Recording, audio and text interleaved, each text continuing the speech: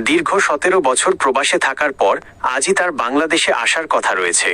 তারেক রহমানের আজকের সম্ভাব্য সময়সূচি ও কর্মসূচি নিচে দেওয়া হলো। বিমানবন্দরে আগমন সময় তিনি আজ বৃহস্পতিবার দুপুর সকাল 11:50 থেকে দুপুর 12টার মধ্যে ঢাকা হজরত শাহজালাল আন্তর্জাতিক বিমানবন্দরে অবতরণ করবেন বলে নির্ধারিত রয়েছে। ফ্লাইট তিনি লন্ডন থেকে সরাসরি বিমান বাংলাদেশ এয়ারলাইন্সের একটি নিয়মিত ফ্লাইটে আসছেন। আজকের কর্মসূচি 1. অভ্যর্থনা বিমানবন্দরে পৌঁছানোর পর বিএনপির স্থায়ী কমিটির সদস্যসহ শীর্ষ নেতারা তাকে উষ্ণ অভ্যর্থনা জানাবেন।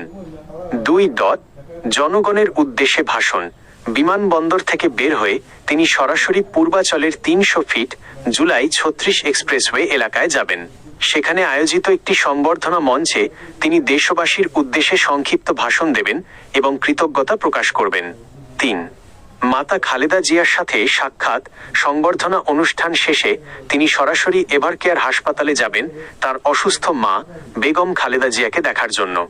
4. বাসভবনে গমন হাসপাতাল থেকে তিনি গুলশানের বাসভবনে ফিরবেন।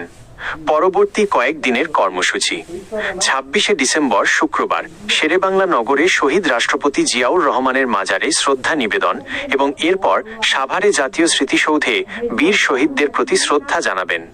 27 ডিসেম্বর শনিবার জাতীয় পরিচয়পত্র NID সংক্রান্ত এবং ভোটার হওয়ার প্রক্রিয়া সম্পন্ন করার কথা রয়েছে। এছাড়া ঢাকা বিশ্ববিদ্যালয় ক্যাম্পাসে যাওয়ার একটি পরিকল্পনাও শোনা যাচ্ছে।